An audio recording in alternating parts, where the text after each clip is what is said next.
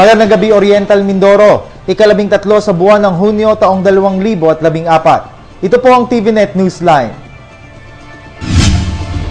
At sa ulo ng ating mga balita, lalaki patay sa pananaksak. Special Investigation Task Group binuo ng pulisya kaugnay sa pamamaslang kay Nilo Bacolod Sr. At lungsod ng Calapan nakiisa sa paggunita ng Araw ng Kalayaan.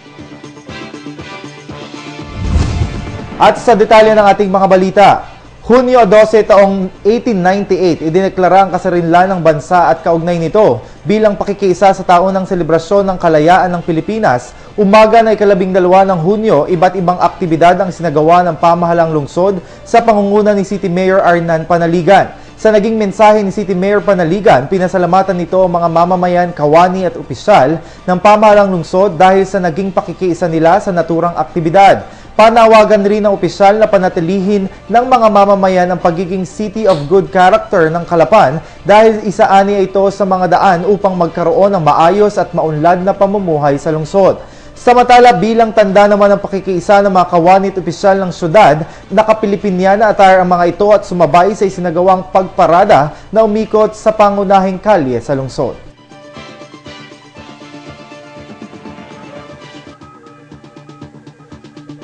Samantala, matapos ang aplikasyon at makapasa bilang City Scholars, isang oryentasyon ang sinagawa sa mga kabataan nitong ika-10 ng Hunyo ng kasalukuyang taon na pinangunahan ni City Education Officer Marilyn Manigbas. Layunin ng nasabing oryentasyon na maipaabot ang ilang mga paalala at gabay sa mga nasabing kabataan kung saan sa naging mensahe ni City Education Officer Manigbas, ipinabatid nito ang kahalagahan ng edukasyon at katiyakang magkaroon ng maayos na kinabukasan upang maging bahagi ng pag-angat ng ekonomiya at pag-unlad ng lungsod.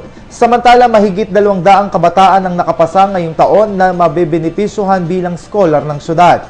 Sa huli, tiniyak sa mga kabataan ang patuloy na pagsuporta ng pamahalang panlunsod para sa nasabing programa upang matiyak ang seguridad sa edukasyon ng mga kabataang nasa level ng kahirapan.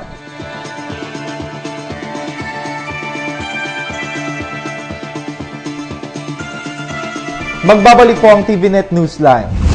Bakit ka kasi kumabit? Alam mong di tama yan, di ba? Huwag ka nang gumamit ng pag-aari ng iba. Nakakaperwisyo ka sa mga legal na cable.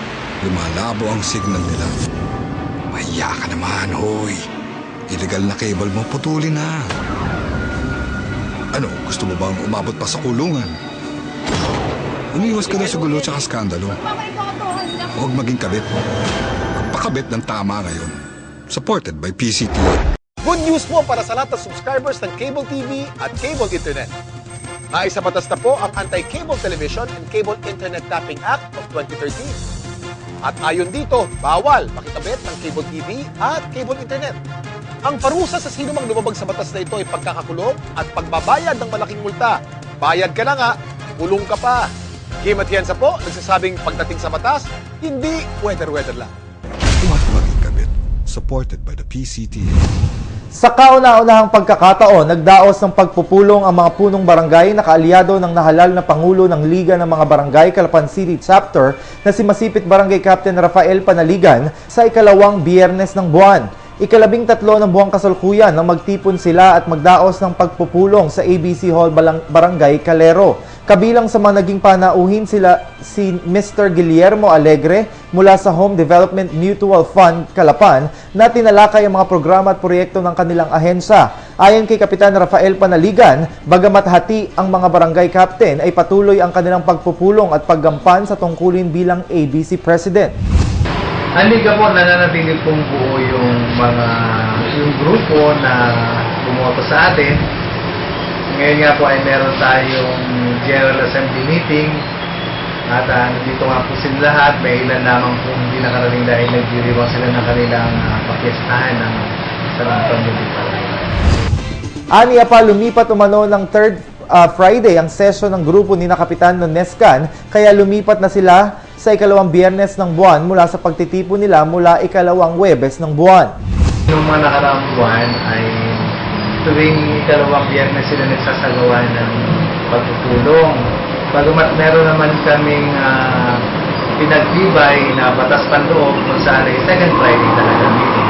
As sila naman ngayon ay lumipat sila ng araw. Ito ay ang third Friday ng buwan.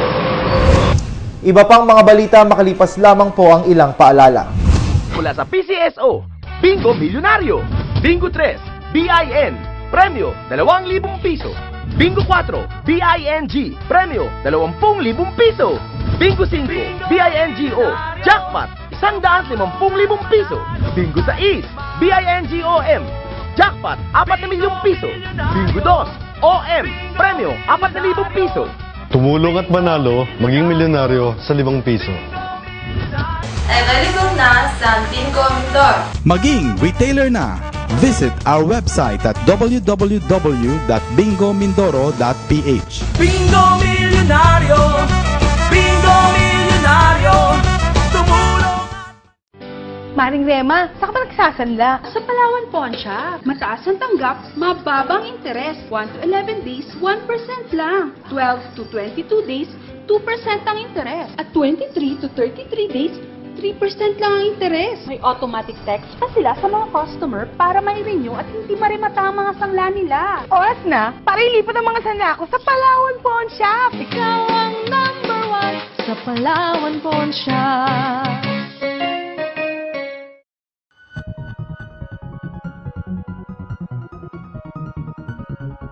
Tamar Vision Network Incorporated is open for all types of advertisement and announcement for Channel 3 and Channel 10, either VTR or line ads. Not just for local subscription but also international for a much affordable cost. But wait, there's more! You can now enjoy watching latest news update and other events by logging in at our YouTube account. Just type TVNet Newsline.